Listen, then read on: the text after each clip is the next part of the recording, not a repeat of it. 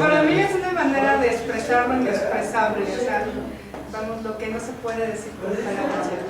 No se puede decir con palabras, pero sin embargo somos palabras, ¿no? Pues por eso los poetas son unas cosas que dices, ¿cómo quieren decir algo que no se puede decir? Pablo, ¿tú qué piensas que es la poesía? Yo creo que la poesía es un texto, son palabras. Ajá. ¿Pero qué tienen de especial estas palabras? Porque, bueno, una receta de cocina Pues también puede ser poesía. Pero depende, ¿no? De cómo está estructurado. Yo creo que lo que radica, o sea, para mí, o sea, todo puede ser llegar a ser poesía si lo sabes interpretar. Ahorita regresamos a tu idea. Bueno, yo creo que la poesía es como la materialización de las ideas, de los sentimientos de las personas. Sí, pero son los sentimientos. No hay conceptos, por ejemplo. Sin tratar de expresar los sentimientos en palabras o conceptos, estructuras. O sea, siento que es bastante complejo, porque digamos, el escritor trata de meter su pasión, sus ideas, sus ideales en un texto, sin queriendo expresar sentimientos, pero es muy interesante lo que dices porque resulta que la poesía tiene esta fama de que es justamente para leer, para expresar los sentimientos, ¿no? Desde que estamos en la primaria, ¿no? Nos ponen a declamar, mamá, el mar, no sé qué, ¿no? Nos ponen a hacer este tipo de cosas, ¿no? Consentimiento, algo consentimiento, ¿no? Pero lo que no nos dicen muchas veces es que la poesía también sirve para expresar conceptos muy complicados, muy complejos, ¿no? No solamente los sentimientos, sino también un conocimiento de la realidad profundo, también muchísimas otras cosas que no están que no se puede decir esos sentimientos, ¿no? Justamente. Entonces, cuando nosotros enfrentamos algún texto, tenemos en primer lugar que revisar, bueno, cuál es el tema, digamos, la idea del propio poema, porque a lo mejor es un poema, como dices tú, que habla de los sentimientos, pero puede ser un poema que hable del descubrimiento de América, que hable del átomo, que hable del ferrocarril, por ejemplo, ¿no? Entonces ahí hay que estar muy atentos cuál es el tema del poema, ¿no? Pero a ver, estamos diciendo, ¿qué es la poesía? A ver, Edwin Ronald, tú que ya tienes más camino. No, creo que es más difícil cuando le preguntan a alguien que estudia letras. Pero bueno, no sé, para mí empiezan en decir, pero en mostrar esa cosa especial que existe en el decir las cosas, ¿no? Cómo a veces la palabra se llena de sentido, de sentimientos, y tú dices algo y ves cómo la persona se queda, se le desfigura el rostro, o se emociona, o le dice la madre, ¿no? O sea, con una palabra, con una imagen. Y no solo eso, te das cuenta cómo esas palabras pueden persistir en su memoria durante mucho tiempo, ¿no? Entonces creo que hacer poesía es eso, es como ese acto en el que uno puede encontrar en el decir, en la palabra, diferentes consecuencias de lo que buscamos generalmente con el decir, ¿no? Me gusta tu definición porque justamente, por una parte aceptamos que la materia prima de la poesía es la propia palabra, la que usamos para ir a la tienda y comprar Twinkies o para subirse, para comprar el boleto del metro, es la misma palabra la que utilizamos, ¿no? Y es algo... Y en ese sentido, como usamos la palabra para muchas cosas, es que una receta o cualquier otra cosa que podamos decir, siempre y cuando lo hagamos explícito y tenga ahí el trabajo que digas, claro, eso no solamente estás comprando un Twinkie, estás diciendo más cosas, ¿no? Allí hay como varias posibilidades. Claro, pero lo que quiero que vean es esto, que es la palabra, no es la misma palabra que utilizamos, pero también no es la misma palabra. Sí, porque está en un universo distinto. Es como el subtexto, ¿sí? Entonces, cuando en la poesía dices un verso, desde algo cursi, como algo que sería cursi ahora, como polvo seremos, ¿no? polvo enamorado.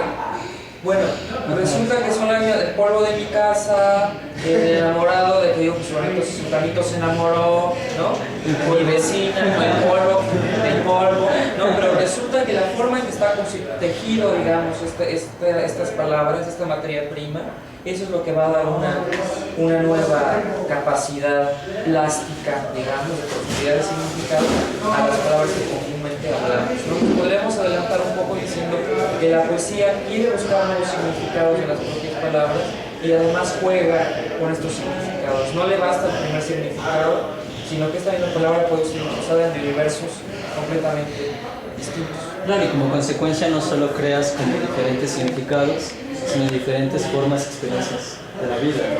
Por supuesto, y por eso decía yo, aunque tenga la poesía esta fama de que es la expresión de los sentimientos, podemos expresar el átomo, el árbol, el ferrocarril, la tecnología, mi cuerpo, ¿no? Muchísimas cosas que no necesariamente son los sentimientos, sino que tienen que ver incluso con mi razón, con otras cuestiones que no necesariamente son, digamos, de sentimientos.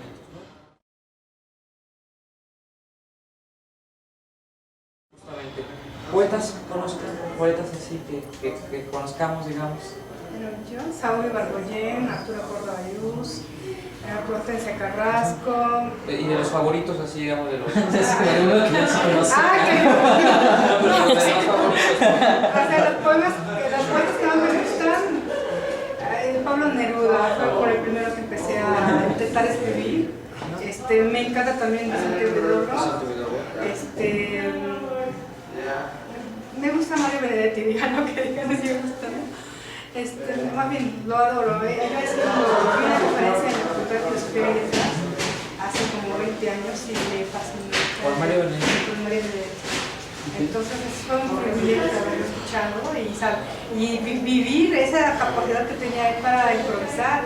O sea, todos los alumnos querían ganarle en el sentido del humor a él, y no le ganaron, o sea, fue una cosa maravillosa.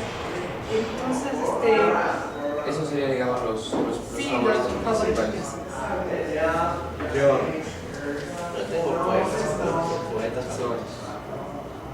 Bueno, pero supongo que... Pero bueno, bueno, me gusta mucho Benedetti, pero mi favorito tal vez sería Boris Vian.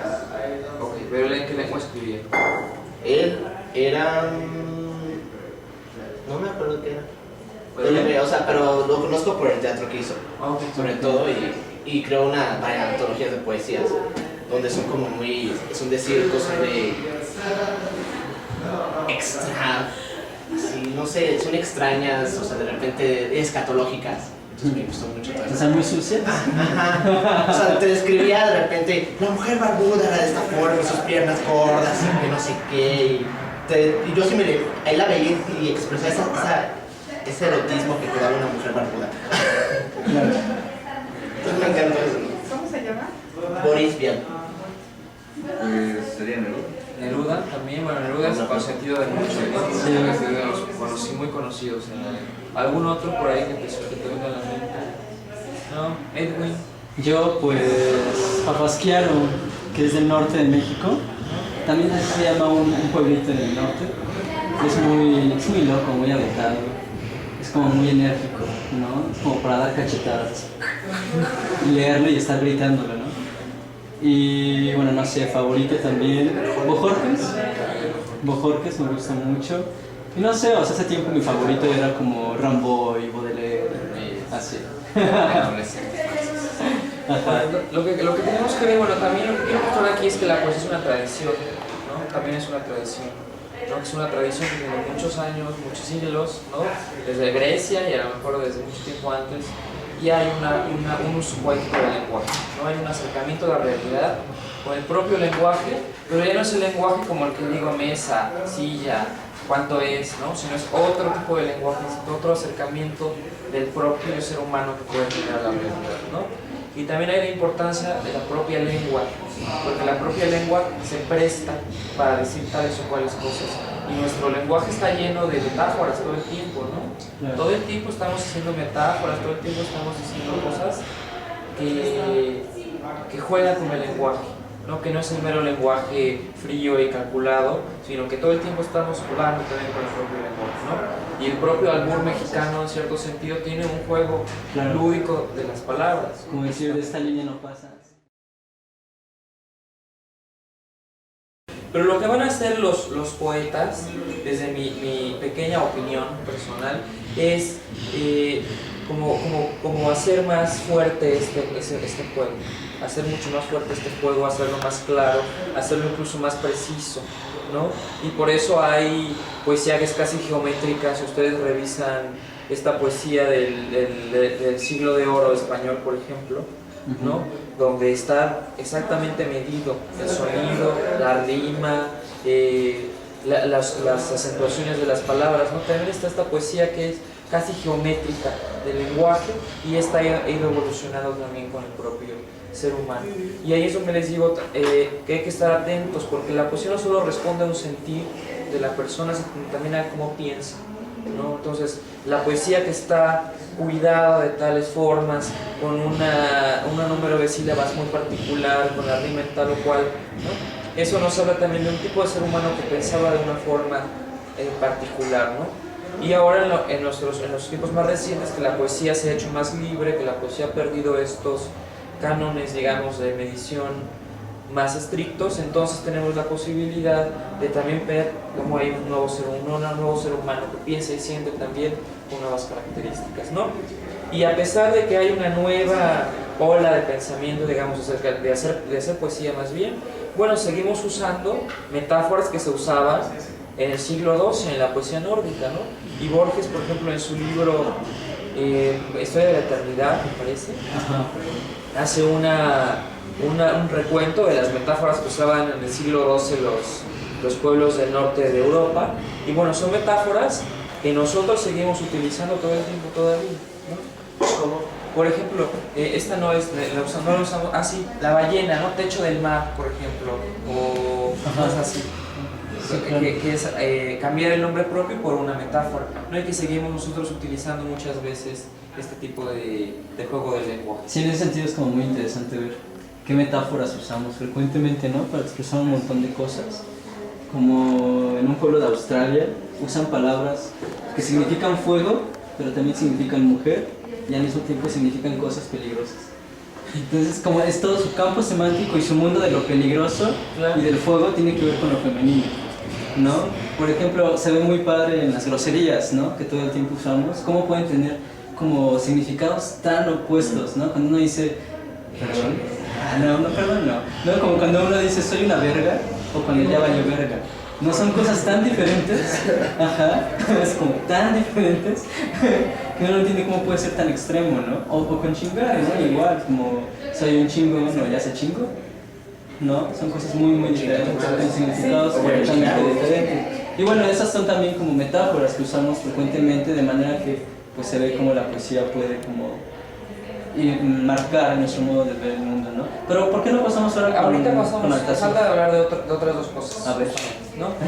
La otra cosa es decir justamente que frente al lenguaje, el ser humano se enfrenta a un misterio, porque nosotros no hicimos las palabras, ¿no? Las palabras ya estaban ahí de cierta forma, y aunque las hacemos, estas palabras no las construyo yo de una manera racional, clara y distinta, sino que se me ocurre la palabra de repente, ¿no? Pues también es esta idea de la poesía, porque viene del propio lenguaje, de que es algo dado, ¿no? De que no es algo que yo hice con todo mi esfuerzo, es algo que surge, ¿no? Implica, digamos, mi esfuerzo, implica mi propia voluntad de escribir, pero también está dado lo que yo escribí. No es que nada más se me ocurrió a mí la poesía, ¿no? Entonces es este lugar donde justamente parece que es el lenguaje mismo el que está hablando, ¿no? Es esta frase, ¿no? Donde no se sabe si hay poetas con una lengua o es la lengua la que tiene sus poetas, justamente, ¿no? Como sí, una que extensión algo del que, lenguaje. por lo que dices, que se me ocurre que experimentamos todos cuando discutimos. Y digo, chin, es que yo no quería decirlo, ¿no? Se me salió. No es el lenguaje mismo saliente, pero no solo como sale, sino es algo que al mismo tiempo te pasa a ti mismo. Sí, estoy de acuerdo.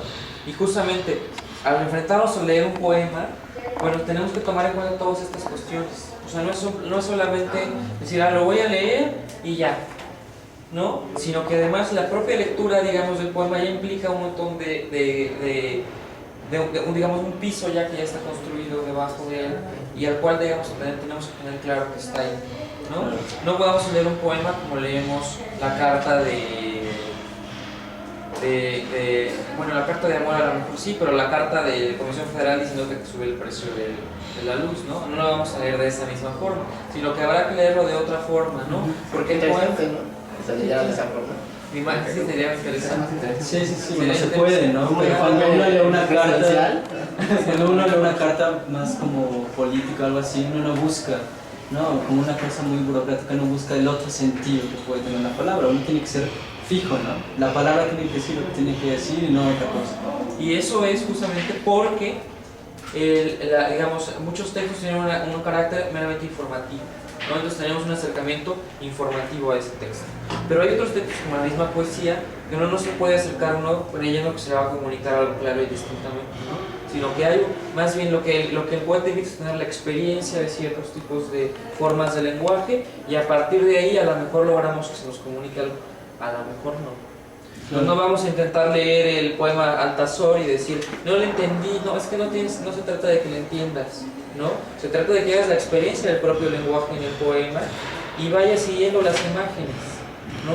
Porque lo que va a pasar en el poema es que hay un montón de imágenes, es como si fueran una película en su cabeza, ¿no? Entonces no vamos a ir al texto intentando que sea que nos vaya explicando todo, digamos, sino que vamos a ir más bien viendo las imágenes, cómo se van modificando, y ahí es donde está la verdadera fuerza del lenguaje, en este universo que se construye a partir del poema, ¿no? El problema es que no nos dicen en la primaria, no nos enseñan muy bien cómo leer poesía, ¿no? Lo abro y digo, pues no le entiendo, yo nunca entiendo, yo ni le entiendo. No, bueno, es que resulta que no te acerques queriéndole entender, digamos, clara y distintamente al poema, sino como una experiencia, ¿no? No solo del propio lenguaje, sino decíamos también visual, también de muchas otras sensaciones, ¿no? Y también esto va a implicar que yo sienta algo cuando yo leo el poema. A lo mejor sí, a lo mejor no, todo depende de muchos factores, pero lo que va a pasar con el poema es que va a impactarme, digamos, incluso fisiológicamente, ¿no? Y esto va a generar también, digamos, diferentes reacciones, digo, no solo mentales, sino también fisiológicas del poema, ¿no? Entonces también esta idea a veces de que el poema puede enfermar o puede curar a una persona, bueno, tampoco es tan descabellada, porque el poema sí me afecta, ¿no? Igual que voy a la película y lloro, si lloro es porque me está dando una afección fisiológica, ¿no? No es una mera interpretación mental la que estoy teniendo, sino incluso me afecta corporalmente. Porque el 3D ya te lastimó los ojos. Entonces hay una cuestión fisiológica, una cuestión corporal, ¿no? Por eso también se ha hablado mucho de esta cuestión corporal que tiene la poesía, ¿no? Habrá una poesía más corporal, habrá una poesía que es más bien conceptual, mental, ¿no? Hay que estar atentos a estas diferentes variantes de la propia poesía que se inserta dentro de esta gran tradición que ha sido la poesía escrita, ¿no? Y ahora, ¿por qué leer en voz alta el poema? Bueno, porque al inicio de la humanidad la poesía era oral, ¿sí? La poesía no era una cosa escrita, la poesía era oral, incluso se iba modificando, ¿no? Cuando ya lo decía el otro Rapsoda, ya lo decía de forma distinta, ¿no? O ya lo decía de forma distinta, ¿no? Se iba jugando, se iba modificando, ¿no? Entonces la poesía tiene este carácter de que siempre ha sido pensado como una lengua oral, una lengua viva, una lengua hablada. Claro, de ahí que se le haya llamado canto, ¿no? Claro, era un canto la poesía. Y sí, se acompañaba con música, se acompañaba con otros ademanes un poco más teatrales, ¿no? Escénicos, sí, los juglares, hasta que poco a poco se fue como depurando, limpiando hasta volverse un texto escrito, ¿no? Un texto escrito. Y sin embargo, cada vez que lo vuelvo a leer, el texto poético es tan profundo, digamos, que me puede dar todavía distintas interpretaciones, distintas ideas, distintos sentimientos, distintas sensaciones cada vez que yo voy y me acerco al texto poético, ¿no? Y además muchas veces, como nos explicará Edwin en la próxima semana con el canto de Altazor, bueno, Altazor son estos textos que están escritos pensando en la sonoridad, justamente, ¿no? Para que se lea, no solamente en una lectura mental, sino en una lectura oral frente a todos los demás. Entonces, por eso es importante la lectura en voz alta, ¿no? Y además a la gente le gusta mucho la poesía en voz alta. Por alguna razón, les digo, en la primaria no falta el festival donde no falta que alguien que vaya y diga un poema, ¿no? El tío, cuando ya se tomó 2 o 3 copitas, ya se empieza a decir sus poemas. El bohemio, ¿no? Como ahora soy Paquito, ¿no? Paco Stanley, decía yo, tuvo un éxito con su disco de poesía Mariano, con sus cuestiones que no es discutible, ¿no? Pero a la gente les gusta estar escuchando este otro acercamiento del lenguaje, porque nos revela otra faceta del ser humano, que no es la de la oficina, que no es la del camión público, que no es, digamos, en un primera instancia, porque puede haber poesía de la oficina y puede haber del transporte público, pero ya es otro acercamiento, ¿no? Y no vamos a intentar definir cuál es ese acercamiento, porque eso, todas las áreas poéticas de la historia lo han intentado y bueno, es una Sí, cuestión... no venimos a eso.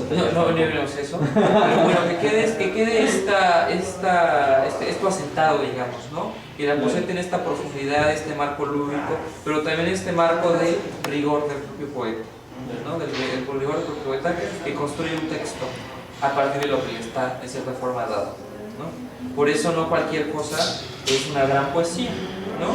Digamos, puedes escribir un poemita y bueno, puede ser interesante, bonito, ¿no? Pero hay algunos otros que pueden depurar aún más esta voz, digamos, ¿no? Poética del ser humano, y entonces tenemos textos maravillosos como los grandes que tenemos a lo largo de la historia.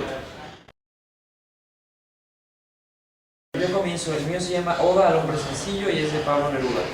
Y ahorita no se preocupen demasiado en la forma en que se lee ni nada, sino léanlo como ustedes creen que se pueda leer el texto. No importa si es una lectura, digamos, de tal o de cual forma, ya iremos trabajando en la forma de leer los Sí, próximos. se dicen, wow, esto Freddie Mercury lo leería de una manera. Bueno. Sí. Oda al hombre sencillo.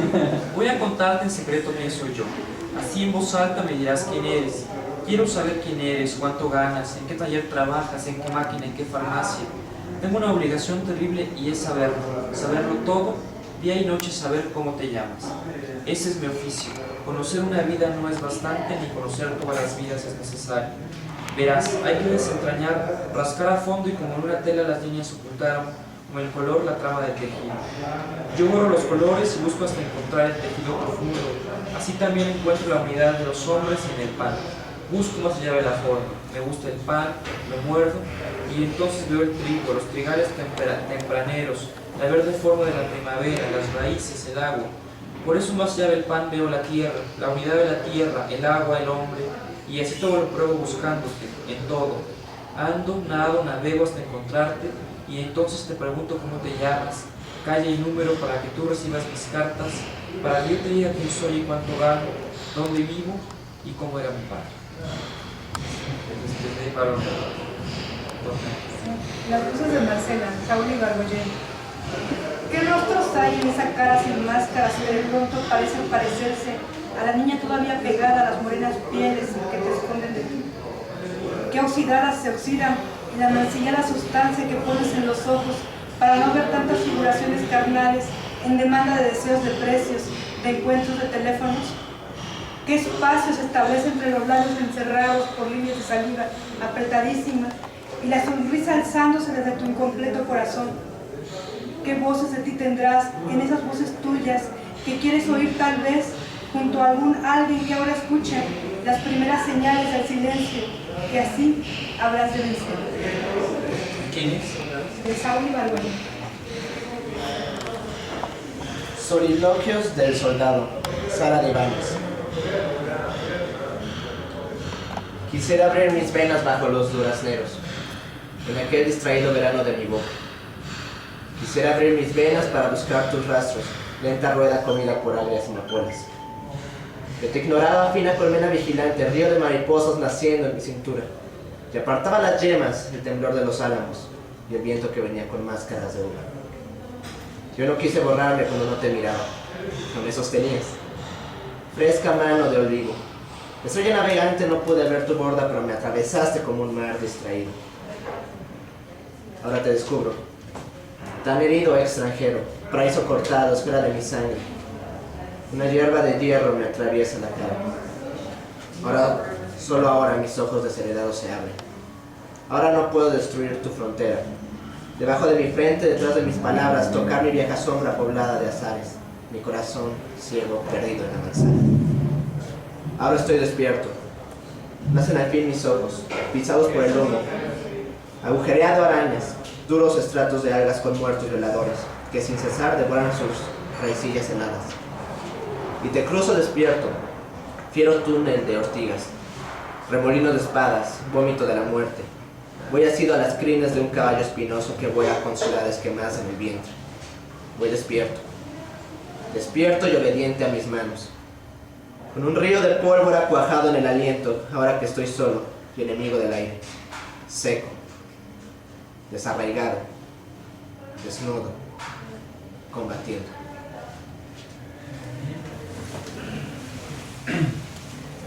Los primeros minutos en los cafés de las nuevas ciudades. ¿De qué?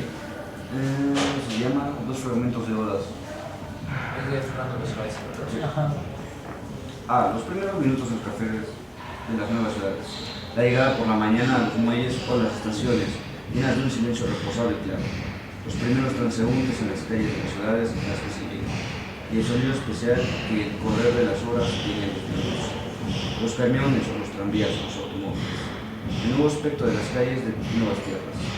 La paz que parece tener para nuestro dolor, el bullicio alegre para nuestra tristeza. La falta de monotonía para nuestro corazón cansado. Los parques nítidamente cuadrados y grandes. Las calles con las casas que se aproximan al fin. Las calles transversales revelando súbitos intereses. Y a través de todo esto, como una cosa que inunda y nunca transborda. El movimiento en movimiento. Rápida cosa colorida y humana que pasa y queda. Los puertos con barcos detenidos, barcos excesivamente detenidos, con barcos pequeños a pie esperando. Gracias, Ludwig. Este se llama Gran Canario de... Ay, no sé, no me tomé la molestia. Ay, claro, de Eduardo Lizalde. Ajá. Dicen también que Dios, que no se conformaba con ser Él, con existir a solas como fiera en su jaula portentosa, o canario amarillo y gigantesco en su negro solar de solterona universal, se devoraba, se destruía, hendía su carne a propios puños, gastábase en sí mismo, rasgaba sin recato y a ojos vistas, todo lo que alcanzaba con sus manos, y todo era su cuerpo, todo era él. Mataba y puñeteaba y aplastaba sus pobres miembros infinitos, como si fueran liebres o ratones y bestias indefensas. Se desamaba en el roer, metía las manos en sus manos, las uñas en las uñas, demolía huesos como huesos, licuaba sangre en sangre, golpeaba su nariz con su mandíbula y continuaba solo en el roer.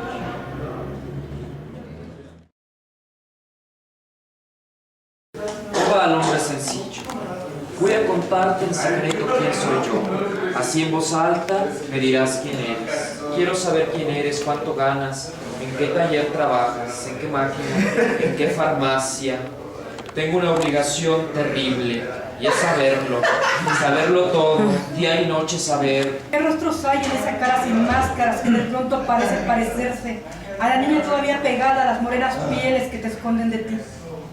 ¿Qué oscuridades se oxidan en la mancilla sustancia que pones en los ojos para no ver tantas figuraciones carnales en demanda de deseos de precios, de encuentros, de teléfonos? Quisiera abrir mis venas bajo los durazneros en aquel distraído verano de mi boca. Quisiera abrir mis venas para buscar tus rastros, lenta rueda comida por águilas amapolas. Yo te ignoraba, fina colmena vigilante, río de mariposas naciendo en mi cintura. Y apartaba las yemas, el temblor de los álamos y el viento que venía con máscaras de uvas. Yo no quise borrarme cuando te miraba, pero me sostenías fresca mano de olivo. Estrella navegante que no pude ver tu borda, pero me atravesaste como un mar distraído. La llegada por la mañana, los muelles con las personas, llenas de un silencio, los primeros transeúntes en las calles de las ciudades a las que se llega. Y el sonido especial que el recorrer de las horas tienen los viajes, los camiones con los tranvías con los automóviles. El nuevo aspecto de las calles de las nuevas tierras. Dicen también que Dios, que no se conforma con ser Él, con existir a solas como fiera en su jaula portentosa o canario amarillo y gigantes con su negro solar de su alterna universal, se devoraba, se destruía, hendía su carne a propios puños, gastábase en sí mismo. Yo creo que sí, todos sí se vio que tuvieron la intención de hacer una lectura diferente. Yo creo que sí se logró, pero yo creo que un 60%, 70%. Sí, no es tan fácil. ¿Y dónde se notó la diferencia entre una lectura y otra? En el volumen de la voz, sobre todo en el volumen de la voz. Yo creo que justamente lo que señala Gabriela es una de las cosas más comunes que suceden cuando queremos dar otro tipo de lectura. Es modular solo la voz, de repente. Es como la primera herramienta que tenemos, ¿no? O hablamos más bajito o hablábamos más rápido, más alto. No es como de las primeras cosas que hacemos Pero bueno, una de las consecuencias cuando alguien alza la voz o la baja es como que se crea otra atmósfera, ¿no? También, o sea, uno se siente diferente. Y en algún momento el poema que a lo mejor sentía de una forma con la primera lectura, con la segunda lectura me pareció casi otro poema distinto, justamente, ¿no? Rápido a mí, digo, no me gusta porque se pierde. Te juro, yo leo, o sea, fue la primera vez que lo leí, dije, ah, qué bonito poema. La segunda vez, ya cuando lo leí con todos, pues como que fui entendiendo, me fueron cayendo ciertas palabras y lo fui sintiendo, pero ahorita que lo lees rápido no se entiende, digo, es vacío, no tiene sentido. Claro. Pero habrá algunos poemas que suenan mejor más rápido y otros poemas que suenan mejor más lento y habrá Creo que, por ejemplo, ahorita lo que vimos es que si tenemos como solo un instrumento para modificar la lectura, pues se vuelve plano, ¿no? En algún momento. Pero si moduláramos como por ejemplo las 8 maneras que ya tuvimos de leerlo en un solo poema, pues tendrán matices más complejos, ¿no? Más diferentes y el poema se volvería más rico. y el poema impacta de una forma distinta si lo lee la mujer intensa, si lo leemos muy lento, o si lo leemos rápido, o si lo leemos despacio, si lo leemos de una forma más canónica, o lo leemos con más gestos o sin menos gestos, ¿no? Eso quiere decir, por una parte, no solo la profundidad semántica del poema, sino también su profundidad sonora, que no tiene una sola manera de leer. ¿Cuál es la manera correcta? ¿Rápido o lento? Pues ahí a algunos les gustará más rápido, a otros les gustará más lento, con modulación de voz o más plano.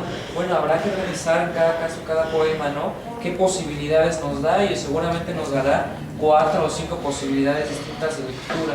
Y eso es lo que vamos a estar explorando en Alcazor las siguientes clases. Habrá que preguntarle, Liliana, ¿tú cómo sentiste? ¿Hubo diferencias?